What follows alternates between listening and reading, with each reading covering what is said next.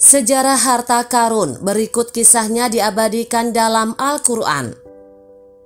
Penemuan harta karun memang selalu menjadi fenomena dan menarik perhatian banyak orang. Bagaimana sebenarnya sejarah penamaan harta karun ini? Berikut kisahnya diceritakan dalam Al-Quran.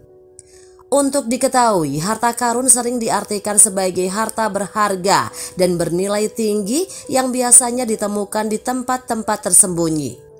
Menurut asal-usulnya, harta karun berawal dari kisah seorang saudagar kaya raya pada zaman Nabi Musa alaihi salam bernama Harun.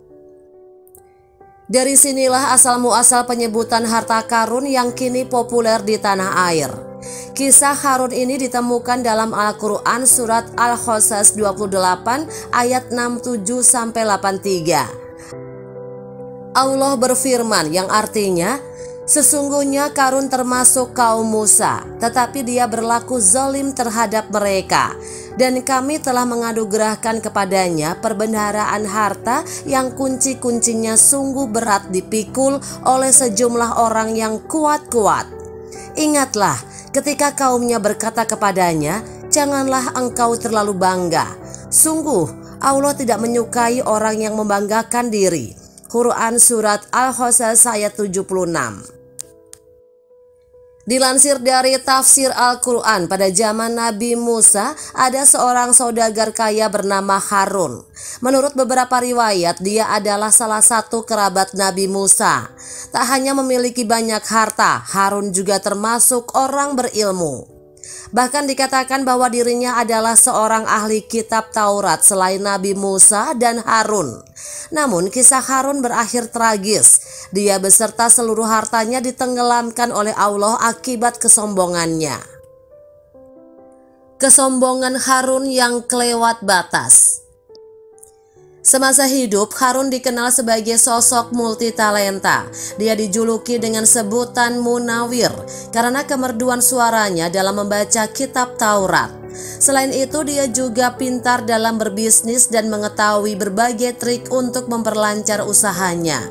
Harun menjadi seorang saudagar sukses dan orang paling kaya pada zaman Nabi Musa. Jauh sebelum kekayaan Harun melimpah ruah, sebenarnya dia hanyalah seorang lelaki miskin yang tidak mampu menafkahi keluarganya. Bosan dengan keadaan tersebut, lalu Harun meminta Nabi Musa untuk mendoakannya agar Allah memberikan harta benda yang banyak. Nabi Musa menyetujuinya tanpa ragu karena dia tahu bahwa Harun adalah seorang yang sangat soleh dan pengikut ajaran Ibrahim yang sangat baik. Allah pun mengabulkan doa Nabi Musa. Akhirnya Harun kemudian memiliki ribuan gudang harta yang penuh berisikan emas dan perak. Harun memiliki 4.000 pengawal dan 4.000 binatang ternak yang sehat, plus 60 ekor unta, belum lagi pelayan yang membawa kunci-kunci gudang kekayaannya. Awalnya Harun meminta doa kepada Nabi Musa agar menjadi kaya dengan tujuan untuk lebih taat beribadah dan membantu sesama. Namun lambat laun dia melupakan tujuan tersebut dan malah ingkar terhadap segala nikmat yang telah Allah berikan. Menurutnya semua harta adalah buah dari kerja kerasnya, bukan anugerah Allah. Firman Allah, dia Harun berkata, sesungguhnya aku diberi harta itu semata-mata karena ilmu yang ada padaku. Tidakkah dia tahu bahwa Allah telah membinasakan umat-umat sebelumnya yang lebih kuat daripadanya dan lebih banyak mengumpulkan harta? Dan orang-orang yang berdosa itu tidak perlu ditanya tentang dosa-dosa mereka. Quran surat Al-Qasas ayat 78. Kedurhakaan Harun kian menjadi-jadi manakala dia menghamburkan hartanya untuk kepentingan duniawi semata. Dia banyak mempergunakan hartanya dalam kesesatan, kezoliman, dan permusuhan, sehingga membuatnya menjadi orang yang sombong, mabuk, dan terlenta dengan itu semua. Dia juga mendurhakai Allah dan memilih untuk menyembah Sobek, dewa berkepala buaya, serta dewa-dewa lainnya. Tak hanya durhaka pada Allah, dia pun kemudian mengkhianati Nabi Musa. Al-Quran menyejajarkan pengkhianatan Harun dengan Fir'aun, Ramses II, atas penolakannya terhadap ajaran tauhid yang dibawa Nabi Musa. Harun menolak zakat. Suatu hari Nabi Musa diperintahkan oleh Allah untuk menunaikan zakat. Nabi Musa lalu mengutus salah seorang pengikutnya untuk mengambil zakat dari Harun. Begitu sampai, Harun langsung marah dan tidak mau memberikan sedikit pun dari kekayaannya. Karena menurut Harun, kekayaannya itu adalah hasil kerja keras dan usaha sendiri. Tidak ada kaitannya dengan siapapun. Tidak ada kaitan dengan Allah atau dewa manapun.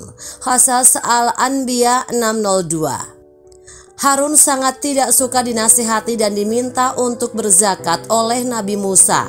Karena itu dia berusaha merusak dan menghancurkan citra Nabi Musa. Suatu ketika dia pernah menyewa seorang perempuan untuk menuduh Nabi Musa telah melakukan hal yang tidak senonoh. Mendengar itu Nabi Musa sangat sedih dan terpukul. Beliau lalu sholat 2 rakaat dan meluruskan segala tuduhan termasuk mengingatkan si perempuan.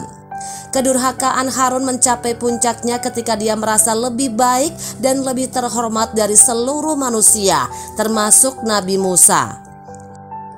Dia mengatakan bahwa dirinya tidak membutuhkan nasihat kebenaran dari siapapun. Bahkan dia tidak merasa butuh dengan siapapun atau apapun, termasuk ampunan dan ancaman Allah. Baginya seluruh harta miliknya sudah cukup untuk melakukan segala hal. Qasas Al-Anbiya 605. Akibat kesombongannya, Harun kemudian diazab oleh Allah dengan cara ditenggelamkan ke dalam perut bumi beserta seluruh harta yang selama ini dibanggakannya. Firman Allah, maka kami benamkan dia, Harun bersama rumahnya ke dalam bumi. Maka tidak ada baginya satu golongan pun yang akan menolongnya selain Allah. Dan dia tidak termasuk orang-orang yang dapat membela diri. Quran Surat Al-Qasas 28 ayat 81. Kisah Harun dalam Al-Quran ditutup dengan peringatan Allah kepada seluruh manusia bahwa bumi tidak diperuntukkan bagi orang-orang yang dipenuhi kesombongan dan keangkuhan. Hendaknya kita senantiasa bersyukur atas segala karunia Allah. Demikian sejarah harta karun dan kisah Harun yang diazab oleh Allah karena kesombongannya. Semoga bermanfaat.